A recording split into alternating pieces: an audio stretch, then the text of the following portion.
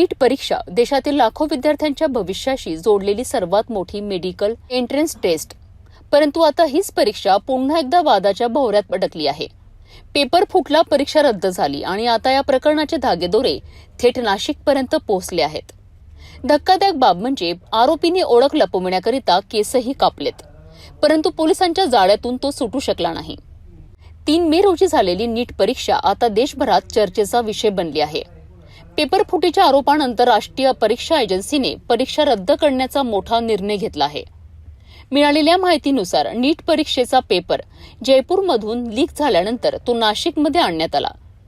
धक्कादायक बाब म्हणजे नाशिकमध्ये या प्रश्नपत्रिकेची पहिली प्रिंट काढण्यात आली होती. यानंतर हा पेपर हरियाणामध्ये पाठवण्यात आला आणि तिथे त्याचे वेगवेगळे सेट तयार करण्यात आले. या तपासात नाशिक हे या संपूर्ण रॅकेटचं महत्त्वाचं केंद्र असल्याचं समोर आलं आहे.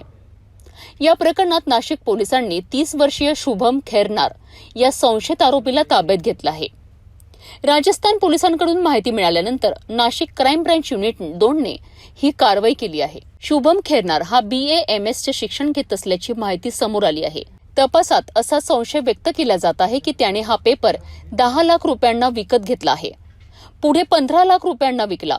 ओळख लपविण्याकरिता आरोपीने केस कापले, कपडे बदललेत आणि स्वतःचा लूक बदलण्याचा प्रयत्न केला.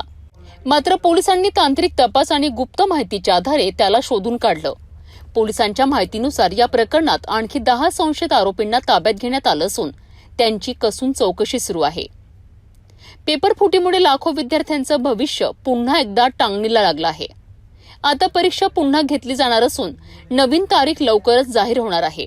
दरम्यान या संपूर्ण प्रकरणावरनं विरोधकांनी सरकार आणि परीक्षा व्यवस्थेवर जोरदार टीका सुरू केली आहे. नीट सारख्या देशातील सर्वात मोठ्या परीक्षेचा पेपर फुटणं आणि त्यात लाखो विद्यार्थ्यांचं भविष्य धोक्यात येणं ही अत्यंत गंभीर बाब आहे. आता या प्रकरणात आणखी कोणाकोणाची नावं समोर येणार आणि विद्यार्थ्यांना न्याय मिळणार का हे पाहणं महत्त्वाचं ठरणार आहे.